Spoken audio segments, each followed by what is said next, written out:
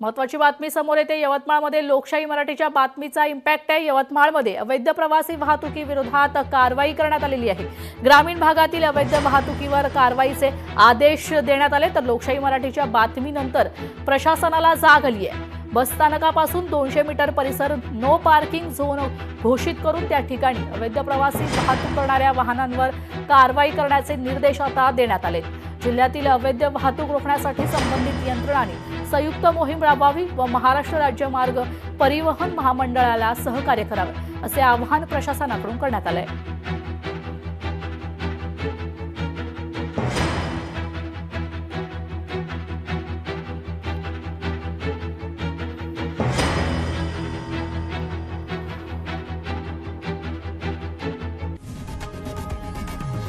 लोकशाही मराठी ऐका, पहा, जागरूक रहा।